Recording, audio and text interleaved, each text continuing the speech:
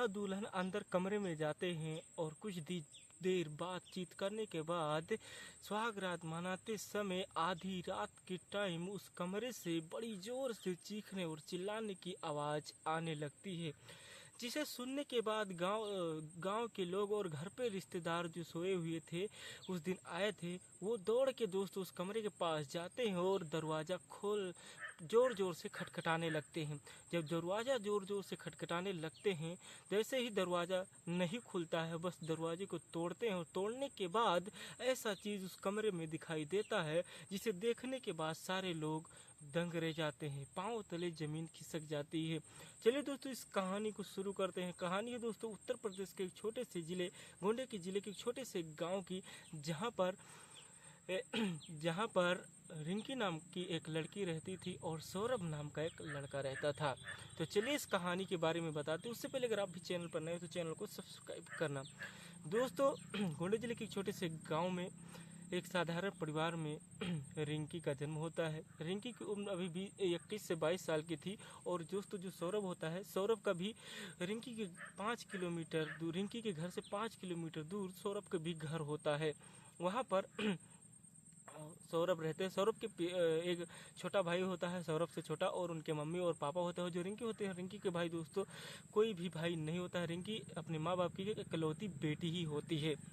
अब दोस्तों बात ये आती है कि अब रिंकी दोस्तों वहाँ पर प्राइमरी की शिक्षा यानी 1 से लेकर 8 तक पढ़ाई करने के बाद दोस्तों उसी में मार्केट में थोड़ी दूर पर यानी 7-8 किलोमीटर दूर पर एक स्कूल था जो इंटर कॉलेज के था। उसी में दोस्तों एडमिशन लेती हैं क्लास 9th में। और दोस्तों जो सौरभ था, सौरभ भी दोस्तों सौरभ दोस्तों हमेशा से प्राइवेट ही स्कूल में पढ़ता था। उसके बाद वो भी दोस्तों 9th में एडमिशन लेने के लिए उसी स्कूल में गया था।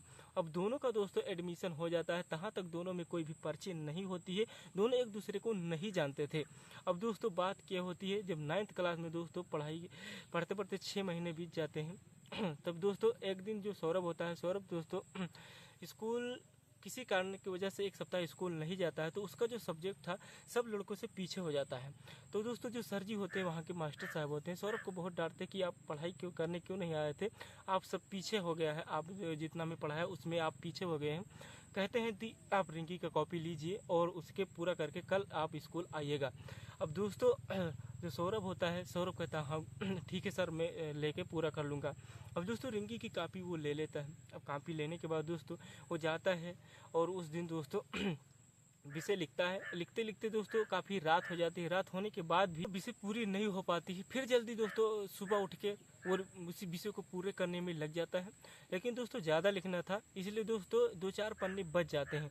अब बच जाते हैं, जो पन्ने बच जाते हैं दोस्तों, तो करता क्या है दोस्तों, वो बेड पर ही लिख रहा होता है और देखता है टाइम इतना हो गया, तो दोस्तों जल्दी से नहा धो के दोस्तों स्कूल चला जाता है। रिंकी की कॉपी और अपनी उस विषय की कॉपी उसी बेड पर ही भूल जाता है। जब बेड पर ही भूल जाता है तो अगले दिन जैसे स्कूल में अड़ता है, जैसे सर की जो घंटी लगती है, आते हैं सर पढ़ाने के लिए, सबसे पहले इन्हीं को खड़ा करते हैं और कहते हैं विषय दिखाओ। तो दोस्तों वो कहता है कि मैं तो विषय सर घर पर भूल गया हूँ। तो कहते हैं ठीक है कल ले आना।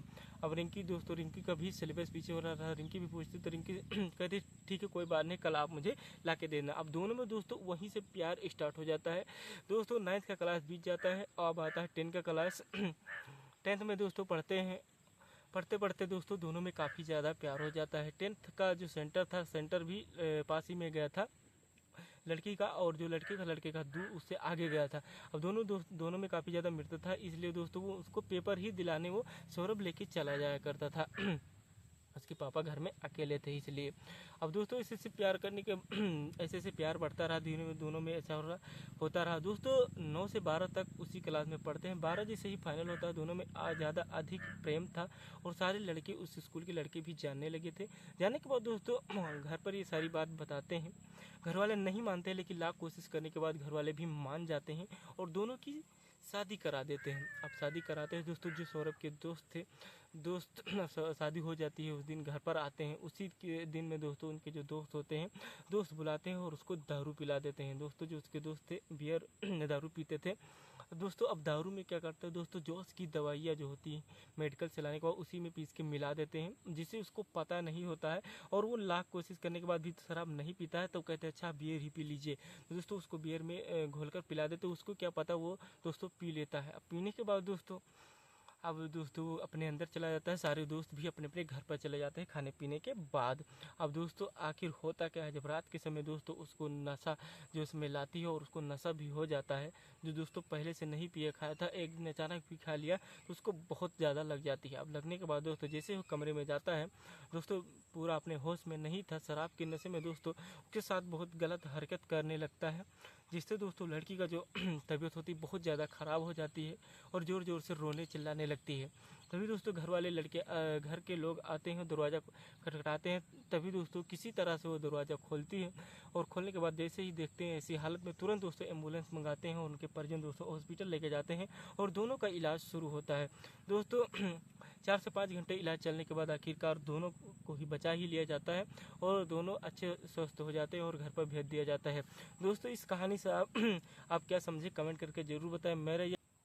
दोस्तों इस कहानी का मकसद ये है आपको समझा रहना कि किसी के मन में ठेस पहुंचाना या किसी को गलत या नीचा ऊंचा साबित करना, ऐसा मेरा कोई भी मकसद नहीं। मैं आपको सचेत करने के लिए यह वीडियो बनाया हूं। तो प्लीज़ वीडियो को लाइक और चैनल को सब्सक्राइब करना। मैं ऐसी नई कहानियाँ रोज़ शाम 7 बजे लेकर आता रहूँगा। आप सभी के लिए मिलते हैं नेक्स्ट वीडियो में, तब तक के लिए जय हिंद जय भारत।